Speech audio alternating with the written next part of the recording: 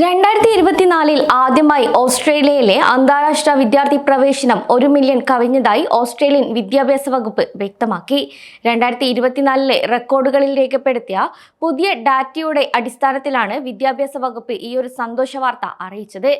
ആകെ 10,18,799 എൻറോൾമെന്റുകളാണ് രേഖപ്പെടുത്തിയത്.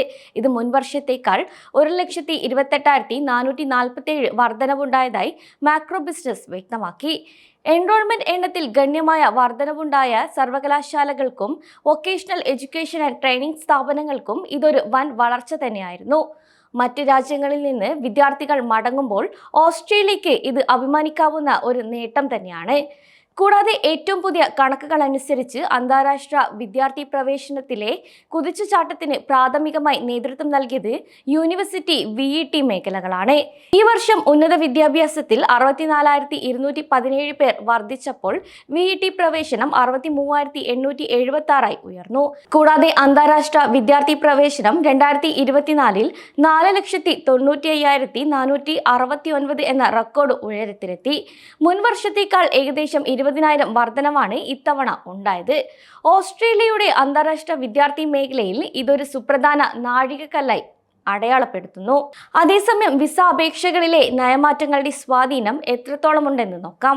ശക്തമായ എൻറോൾമെന്റ് കണക്കുകൾ ഉണ്ടായിരുന്നിട്ടും സമീപകാല നയമാറ്റങ്ങൾ ഓസ്ട്രേലിയയിൽ ചേരുന്ന വിദ്യാർത്ഥികളുടെ എണ്ണത്തിൽ നല്ല സ്വാധീനം തന്നെ ചെലുത്തിയിട്ടുണ്ട്.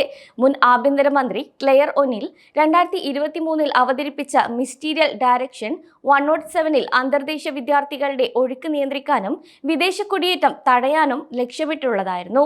എന്നാൽ ഈ നയത്തിന് കീഴിൽ ചൈന പോലുള്ള കുറഞ്ഞ വിസ നിരസിക്കൽ നിരക്കുള്ള രാജ്യങ്ങളിൽ നിന്നുള്ള വിസ അപേക്ഷകർക്ക് മുൻഗണന നൽകാൻ ഇമിഗ്രേഷൻ ഉദ്യോഗസ്ഥർക്ക് നിർദ്ദേശം നൽകി.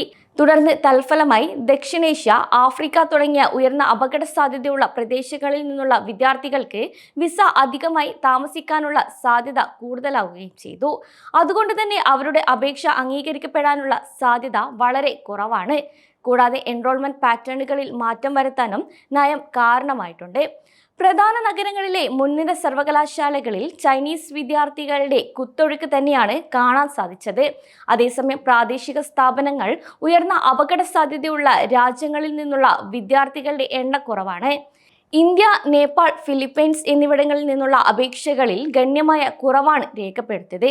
യഥാക്രമം ഇത് 43%, 57%, 67% എന്നിങ്ങനെയാണ് കുറഞ്ഞത്.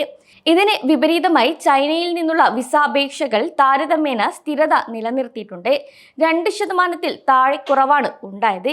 ഈ മാറ്റങ്ങൾ ഓസ്ട്രേലിയയിലെ ഉന്നത വിദ്യാഭ്യാസ മേഖലയിലെ അന്തർദേശീയ വിദ്യാർത്ഥികളുടെ ഭാവി വൈവിധ്യത്തെക്കുറിച്ചുള്ള ആശങ്കകളിലേക്ക് നയിക്കുകയും ചെയ്തിരുന്നു. കൂടാതെ കുടിയേറ്റ നയത്തിൽ പുതിയ പരിഷ്കാരങ്ങളും മാറ്റങ്ങളും സ്വാധീനിച്ചോ എന്ന് നോക്കാം.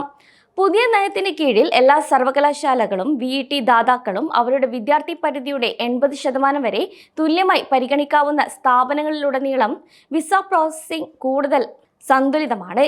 ഒരു സ്ഥാപനം ഈ ഒരു പരിധിയിൽ എത്തിക്കഴിഞ്ഞാൽ തന്നെ അതിന്റെ വിസ അപേക്ഷകൾ ക്യൂവിന്റെ പിൻഭാഗത്ത് സ്ഥാപിക്കും.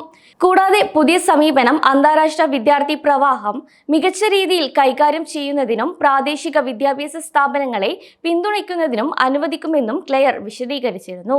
എന്നിരുന്നാലും പുതിയ പരിഷ്കാരങ്ങൾ പ്രാദേശിക സ്ഥാപനങ്ങളിലെ വിദ്യാർത്ഥികളുടെ ഉയർന്ന അളവിന് അനുകൂലമായി പ്രധാന സർവകലാശാലകളിലെ അന്തർദേശീയ വിദ്യാർത്ഥികളുടെ ഗുണനിലവാരം കുറയുന്നതിന് കാരണമാകുമെന്ന് വിമർശകർ വാദിക്കുന്നു. ഉയർന്ന നിലവാരമുള്ള വിദ്യാഭ്യാസത്തിന്റെ ലക്ഷ്യസ്ഥാനം എന്ന നിലയിൽ ഓസ്ട്രേലിയയിലെ പ്രശസ്തിയെ ഈയൊരു മാറ്റം ബാധിച്ചേക്കാമെന്നാണ് അവർ വ്യക്തമാക്കുന്നത്. ഭാവിയിലേക്കുള്ള പരിഷ്കാരങ്ങൾ നിർദ്ദേശിക്കുന്നത് എങ്ങനെയൊക്കെയാണെന്ന് നോക്കാം. ഈ ഒരു മേഖലയുടെ സുസ്ഥിരത ഉറപ്പാക്കാൻ കൂടുതൽ പരിഷ്കാരങ്ങൾ ആവശ്യമാണെന്നാണ് മാക്രോ ബിസിനസ് റിപ്പോർട്ട് ചെയ്യുന്നത്. ഇംഗ്ലീഷ് ഭാഷാ പ്രാവീണ്യ നിലവാരം വർദ്ധിപ്പിക്കുക, പ്രവേശന പരീക്ഷകൾ ആവശ്യപ്പെടുക, വരാനിരിക്കുന്ന വിദ്യാർത്ഥികൾക്ക് സാമ്പത്തിക ആവശ്യങ്ങൾ ഉയർത്തുക തുടങ്ങിയ നിർദ്ദേശങ്ങൾ ഇതിൽ ഉൾപ്പെടുന്നു. അന്താരാഷ്ട്ര വിദ്യാർത്ഥികൾക്ക് ജോലി ചെയ്യാൻ അനുവദിച്ചിരിക്കുന്ന മണിക്കൂറുകളുടെ എണ്ണം പരിമിതിപ്പെടുത്തുന്നതിനും പഠനവും സ്ഥിരതാമസവും തമ്മിലുള്ള ബന്ധം കുറയ്ക്കുന്നതിനും പിന്തുണ നൽകിയിട്ടുണ്ട്. കൂടാതെ എൻറോൾമെന്റുകളുടെ എണ്ണത്തിന് ആനുപാതികമായി അന്താരാഷ്ട്ര വിദ്യാർത്ഥികൾക്ക് ക്യാമ്പസ് പാർപ്പിടം നൽകാൻ സർവകലാശാലകൾ ആവശ്യപ്പെടണമെന്ന് വിമർശകർ അഭിപ്രായപ്പെട്ടു. ഇത് പ്രാദേശിക ഭവന വിപണിയിലെ സമ്മർദ്ദം ലഘൂകരിക്കാൻ സഹായിക്കുകയും ചെയ്യുന്നുണ്ട്. ഈയൊരു നിർദ്ദേശങ്ങൾ ഉണ്ടായിരുന്നിട്ടും കുറഞ്ഞ യോഗ്യതയ്ക്കുള്ള ഉയർന്ന വിദ്യാർത്ഥികളെ മുൻഗണന നൽകുന്ന നയങ്ങൾ സർക്കാർ തിരഞ്ഞെടുത്തു.